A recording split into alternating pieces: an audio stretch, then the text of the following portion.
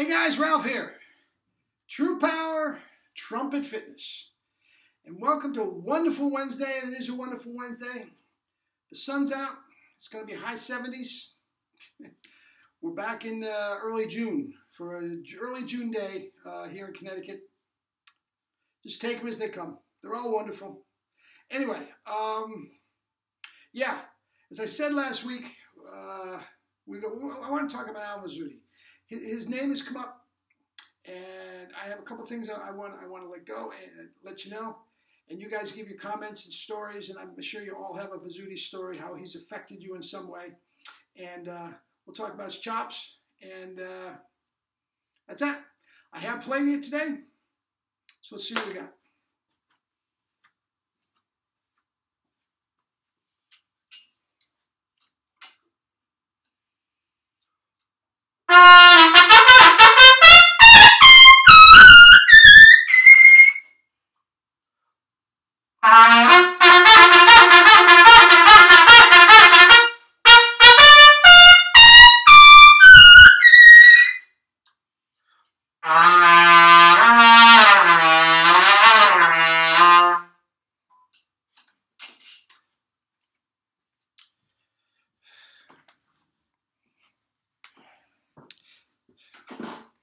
Some double C's and some multiple tonguing, my tribute to Alan VIZUTTI. I guess it's about as good as it's going to get. But anyway, also, I know you're all concerned. Quick Jerry update. Much the same. Much the same. They're still trying to adjust the chemistry set to get the fluid down. And they're looking to, get the stent in as soon as possible. But he is stable. He's not on death's door by any means. And hopefully we'll have him home and honking triple C's in no time. So that's a good thing. Anyway, Alan VIZUTTI, my Lord. Is he the best of our generation? Let's not get into that because that's for another day. He's certainly right there. He is certainly right there if he's not the best. He's 1A if he's not 1. I mean, what a talent. What an amazing, amazing talent. First of all, I think anybody that is a trumpet player now has not been affected by him in some way, shape, or form. Good, bad, indifferent, whatever. I mean, him, Wayne Bargeron, Morrison, Faddis, Winton, they're the most recognized trumpet players for sure. And he's not a spring chicken. He's in his close to 60. He's about my age. Yeah. And he's been doing it at the top level for a long time. And unlike Maynard and he's never had a chop problem that I know.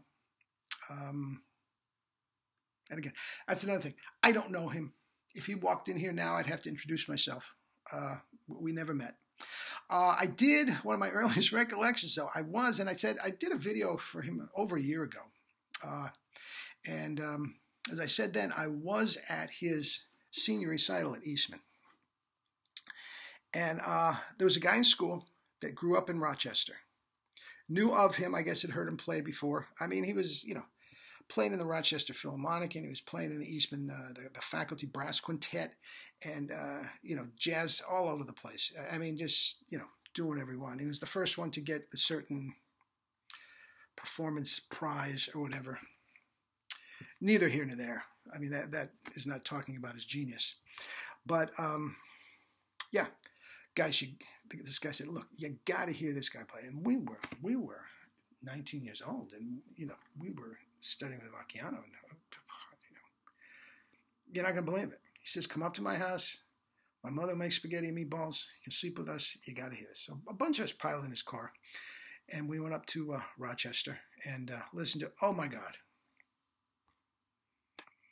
Oh, my God. Now, remember, if I wasn't a freshman, I was a sophomore. I don't remember freshman, sophomore, but I was a baby. I was not yet 20. And I had heard Maynard, and I was sitting right next to Vacchiano and Broyles, pretty much daily for the sake of argument. going over the Philharmonic every single day and hearing Phil Smith and all this sort of stuff. So this was and he seemed to be the culmination of everything that is good right in the middle. He had Maynard's double C's, not as loud, and we'll get to that in a second, chops. But he had all the virtuosity of Del Stegers. Could play any, Haydn, hum, I forget it. Played in his sleep. Okay? So anyway, I went in to Vacchiano. You can't believe this guy VIZUTTI. And of course, if I was a little highbrow before that, you can imagine, this is Vacchiano. And, I am, okay? So he was skeptical. I'm going to fast forward about 6 months to the New York Brass Conference. Okay, now the Brass Conference at that time, and it may not be as big as the ITG at that time or whatever, but it was the brass conference in the world. The brass conference in the world, not even close. For the sole reason that New York at that time was the golden age of brass. Everything was full throttle. The union had not caved yet for the minimums in Broadway pits and all this sort of stuff. Vacchiano had just retired. John Ware, Gerard Schwartz were playing first. Phil Smith was soon to come. Mel was in his prime. All the ballets, the operas, which a couple of them are now defunct, were just in full bloom. It was a full-time job. Broadway was just killing. As I said, the minimums were up, so your Broadway pit was 40, 50 people. 3 trumpets. Chorus line was the biggest thing. They had that great trumpet line that Bob Milliken was the lead. Da da da da da da da da. It was just. And the studios, forget it. You had a very much a dovetail of the old guard. I'm talking Bernie Glow and John Frost and that type. Dovetailing with Alan Rubin, Marvin Stamm, Lou Soloff. This is what was going on in New York, and it was just a glorious time to be a brass player. So, you could go to the brass conference, and literally, and I'm getting off the subject, but this is so much fun. And the big room where the vendors have their stuff? Literally, I was standing next, Lou Soloff was trying out one of the new Selmer radials on one side of me, and John Ware was trying out a Yamaha C trumpet. It was unbelievable. Anyway, at this conference, VIZUTTI sort of had his coming out party. I don't know if it meant that much to him or not, but it just seemed like, the trumpet royalty was there. And he had been out of Eastman. I'm not sure where it came with Woody Herman and Chick Corea, where he was in that. But he did a recital, much like his senior recital, where he covered everything. And he played a couple things that he wrote for Chick and all that sort of stuff. And brilliant. His encore was his Carnival of Venus, where he's triple tonguing up the double. Okay, place went crazy. Now this I did not see. This comes from Jerry. Jerry was sitting in front of Vacchiano at the concert. Now, Vacchiano, I have to say, he was a very respectful man. He's not a nasty guy in the traditional sense. He was very dignified. And he was a little older in age. Maybe it just came out of his mouth without the filter. I don't know what it was.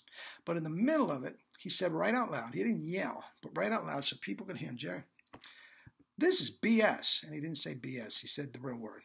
He said, that's no sound. Okay, the next time I saw Vacchiano in my lesson might have been 10 days later.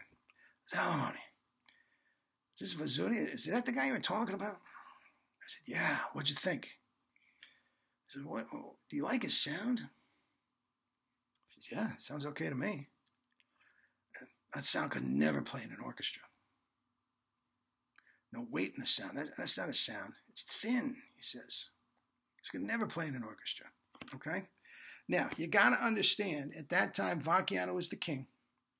And what he considered to be true artistry was playing in a symphony orchestra. With the big Germanic tone, big mouthpiece, a lot of weight in the tone. That is what he considered to be artistry. So in that regard, I'll give him that. Then he goes on to say, Salamone, I heard Del Stegers. Del Stegers is the best trumpet player I ever heard. and he could play in an orchestra anytime. I will give you that. If you listen to Del Stagers and you'll put him, there is more weight in the tone. But listen to who I'm comparing him to. Del Stagers, right? So, I really and truly believe VIZUTTI was faster. His technique was faster than Del Stagers. But he did not have the tone. I understand. Okay? Now, here's the thing. I am going to stick up for VIZUTTI here. If VIZUTTI was so inclined to play in an orchestra, you give him a Bach 1 1/4 C mouthpiece and a Bach C trumpet and give him 6 months and he could play first trumpet in any orchestra in the world.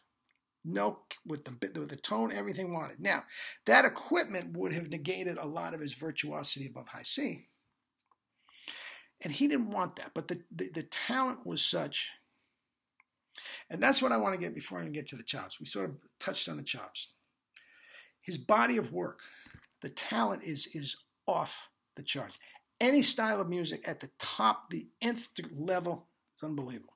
But all his arranging, he arranged stuff for Doc Severinsen and the Tonight Show Band, and he played for the Tonight Show Band. He did film scores. I mean, this guy's genius, and Chick Corea called him a genius, so who am I to say not? Okay? If not a genius in that his IQ was not above 160, certainly a musical genius that he had. Okay?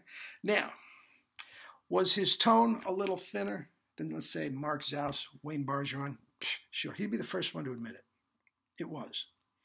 I mean, you got to understand, like I said back to Vacchiano, this guy, since he was 10 years old, 12 years old, was always out front with a small jazz band, always out front as the soloist, always playing the Carnival of Venice. He always had a microphone. There was really no way for him to develop. Now, I'm going to say he's lead trumpet strong up to about an F. Now, there's also legend going out that Woody Herman, when he was first a month or so in the band, was not thrilled. He had him on lead, and he was not strong enough. Now, this is all legend. I don't know. Now, as soon as he started coming out and playing Fire Dance, and he saw well, we can keep him around. And now, as a pair, Woody wanted Conrad Gonzo whack, and that was not him. That was not him. And I'm telling you what, guys, I am not knocking him. That is just the way he chose to play the trumpet, and it was brilliant. It was brilliant. Now, one of my students, just last night, loves his technical studies and his books, and he uses them daily in his routines, which is fine. I said a zillion, I don't care about your routines. I like Arbin. I don't care. It doesn't matter. As long as the chops are right, you can play whatever. And he loves them. And I've glanced through the books. I haven't done a lot of things with the books. He claims to tighten his corners. I don't know how tight they are. I really don't. I don't think they're that tight. In the traditional sense, I really don't. Because his freedom of, I don't think they're that tight. He does not overblow. I will bet the house his tongue is some facsimile of being forward, if not through the teeth. Guys, to tongue that quickly, you cannot go back and forth like a snake. It's got to be right there and just a little flick. That's what Nakarayakov does. That's definitely what Stagers does. I'm sure VIZUTTI is doing it in some form of that. Now, I got to get going because this is getting into time. Anyway, Alan VIZUTTI, brilliant. Chops, a little on the thin side, but just, I mean, who's to say? And I'm not knocking him. I'm not knocking him. His body of work is unparalleled and one of the real musical geniuses and treasures and trumpet players of our generation. So there you go. My tribute to Saint VIZUTTI. Give me your comments and criticisms down below.